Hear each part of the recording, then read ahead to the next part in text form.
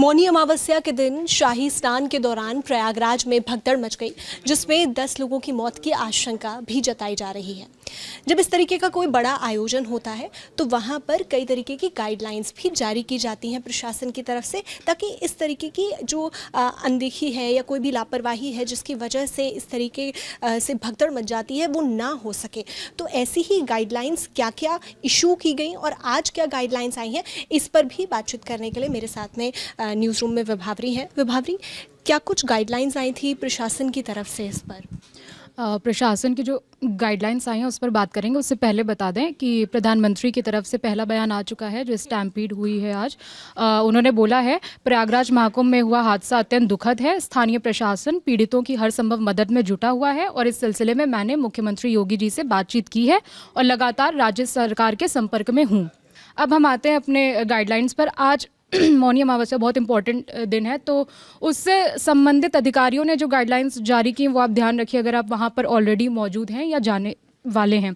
सबसे पहला तो सोशल मीडिया पर या इधर उधर से जो भी जानकारी आपको दिख रही है, जो भी र्यूमर्स फैलाए जा रहे हैं उससे बचिए। और डेजिग्नेटेड लेन्स जो हैं घाट तक पहुँचने के लिए, जो सरकार या प्रशासन की तरफ से जो लेन्स बताए गए हैं वहीं जाइए। शॉर्टकट के चक्कर में मत पड़िए, भगदड़ मच जाएगी। और पार्किंग एरियाज़ और सड़क, मतलब जो रोड है वहाँ के और जो पार्किंग एरियाज़ है वहाँ बहुत देर तक मत खड़े होइए, मूवमेंट करते रहिए, वरना एक जगह बहुत सारे लोग इकट्ठे हो जाएंगे तो भी मॉब और क्राउड का बहुत ज़्यादा वहाँ पे खतरा होगा, इसलिए मूवमेंट करते रहिए। और जो उन्होंने बताया कि जो बैरिकेड्स है उनको तोड़ने की या लांघने की कोशिश से आपको बचना है, क्योंकि इससे पहले हमारे पास जो बहुत सारे विजुअल्स आए थे उसमें भी देखा था कि भीड़ एकदम से बैरिकेड्स को तोड़ रही है, उन्हें फांदने की कोशिश कर रही है। और आज मुख्यमंत्री ने भी जो लाइव सुबह किया थे उसमें भी उन्होंने इस चीज़ का जिक्र किया है कि बैरिकेड्स को तोड़ने या लांघने की कोशिश अब बिल्कुल मत करिए। जो भी वहाँ पे पुलिस मौजूद है, जो भी गाइडलाइंस वो बता रहे हैं, जो निर्देश दे रहे हैं उन्हें फॉलो करिए। शॉर्टकट के चक्कर में मत पड़िए, दोबारा एक बता रहे हैं। और अगर आपको कुछ भी फील हो रहा है, आपकी तबीयत ख़राब हो रही है, तो तुरंत आप जो भी केंद्र बने हुए हैं आपके स्वास्थ्य के लिए, उनसे डॉक्टर से संपर्क करिए, भीड़ से थोड़ा अलग हटिए। और एक जो सबसे ज़रूरी चीज़ कि घाट के सभी संगम के सारे घाट समान रूप से पवित्र हैं। जहाँ आपको जगह मिल रही है आप वहाँ स्नान करिए। ज़्यादा मूवमेंट करने की ज़रूरत नहीं है कि इस जगह नहीं हमें वहीं जाना है, तो इससे बचना है। तो भाभी, ये जो बात आपने कही कि एक पर्टिकुलर जगह जाने की कोशिश ना करें, क्योंकि लोग ऐसा सोचते हैं कि यही स्पॉट पवित्र है और वहीं नहाने से या वहाँ स्नान करने से ही जो पूरा हमारा वहाँ जाना है वो सफल हो पाएगा। तो ऐसे में लोगों को ये समझना होगा कि कहीं पर भी आप स्नान कर रहे हैं वो सामान्य है। हाँ, और ये मुख्यमंत्री अभी योगी आदित्यनाथ ने जो भी अभी बात की थी मीडिया से, तो उसमें भी उन्होंने इस चीज़ का बोला है कि समान रूप से पवित्र है, आपको जहाँ जगह मिल रही है आप वहीं स्नान करिए। और इससे पहले बता दें कि महाकुंभ शुरू होने से पहले भी सरकार ने गाइडलाइंस की एक पूरी लिस्ट जारी की थी और बाकायदा उन्होंने अलग अलग कैटेगरीज में बताया था कि प्रयागराज पहुंचने से पहले आपको क्या करना है और वहां पहुंच चुके हैं तो स्नान और दर्शन के लिए आपको क्या करना है। तो अब आपका अगर प्लान है, क्योंकि ये 26 फरवरी तक ये चलेगा महाकुंभ, तो अगर आपका आगे भी प्लान है जाने का तो कुछ चीज़ें हैं जिनका आपको ध्यान रखना है। सबसे पहले तो जो सरकार ने बताया कि महाकुंभ मेला 2025 मोबाइल ऐप डाउनलोड कर लीजिए, इससे आपको मेले की सारी जानकारियाँ उस ऐप में आपको मिलती रहेंगी। वहाँ पहुँचने से पहले ही आप अपनी व्यवस्था कर लीजिए, आपको कहाँ जाकर रुकना है इसकी व्यवस्था और फ़ोन से हो जाएगा, ऐप के थ्रू आपको मदद मिलेगी। और मौसम के अनुसार आप अपने खाना और कपड़ों की व्यवस्था करिए और IMD के थ्रू जानकारी लेते रहिए मौसम की। अगर आपकी उम्र 60 वर्ष से ज़्यादा है या आप पहले से ही बीमार हैं तो डॉक्टर से पहले कंसल्ट करिए, आपको जाना है कि नहीं जाना है, अपनी दवाइयाँ लेकर जाइए, बिना डॉक्टर की सलाह के यात्रा मत करिए। और इसके साथ अगर डायबिटिक हैं, हार्ट पेशेंट हैं, तो फिर आपको बचना है, आपको सावधानी रखनी है, अपनी दवाई लेकर चलिए।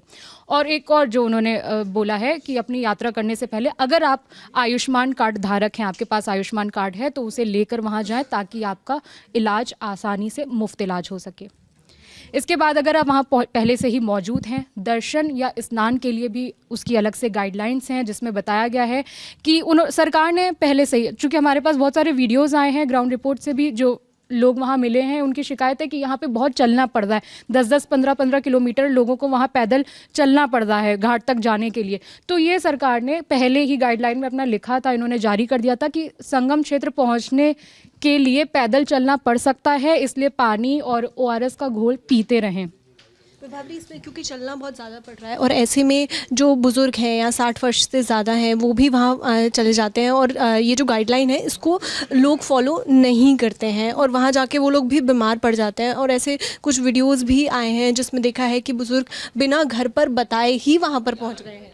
हाँ, उनके लिए भी है कि बच्चों, वृद्धजनों और जो गर्भवती महिलाएं हैं वो अकेले स्नान वाले क्षेत्र में ना जाएं, किसी एक के साथ में रहें ताकि उन्हें मदद मिल सके अगर कुछ उनके साथ इमरजेंसी या उनकी हेल्थ को लेकर कोई समस्या होती है तो।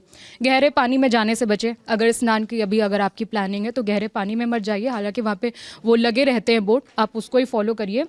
और गंदगी ना फैलाएं, अगर सर दर्द आ रहा है, सिर दर्द हो रहा है, चक्कर, घबराहट, इस तरह की चीज़ें अगर आपके साथ हो रही हैं तो आप वहाँ पे स्वास्थ्य केंद्र बने हुए हैं, तुरंत आप वहाँ पे संपर्क करिए। और जो उन्होंने बताया कि मच्छरों के बचाव के लिए छिड़काव वहाँ किया गया है, लेकिन उसके बाद भी आप अपनी व्यवस्था से ही जाएं। यानी पूरी तैयारी पहले से कर लें अगर आप वहाँ पर जा रहे हैं तो। हाँ। तो अगर आप वहाँ जा रहे हैं और अगर आप वहाँ हैं तो उसके बारे में ही क्या क्या गाइडलाइंस दी गई हैं, यह मैंने विभावरी ने बताया कि किस तरीके से आप उनको फॉलो कर सकते हैं। और अगर आप अभी भी प्लान कर रहे हैं, क्योंकि 26 फरवरी तक अभी महाकुंभ चलना है, तो ऐसे में इन गाइडलाइंस को पढ़ के जाएँ, अपनी पूरी तैयारी करके जाएँ। कुछ इमरजेंसी नंबर्स भी हैं जो उसी PDF में इन्होंने, जो सरकार की PDF है उसी में उन्होंने अटैच किए हैं। महाकुंभ हेल्पलाइन नंबर है 1920, पुलिस हेल्पलाइन 112 और आपदा हेल्पलाइन 1077। तो अगर आप जा रहे हैं या आपका कोई जानने वाला, आपके पेरेंट्स, कोई घर का सदस्य जा रहा है तो आप उसको ये ज़रूर शेयर करिए। तो ये गाइडलाइंस के साथ साथ में इमरजेंसी नंबर्स भी आपको बता दिए गए हैं कि अगर आपका कोई घर का जा रहा है तो इन पर संपर्क कर सकते हैं। विभावरी और मैं श्रुतिका, कैमरे के पीछे हैं प्रशांत। आप लोग देखते रहिए दी लंदन टॉक।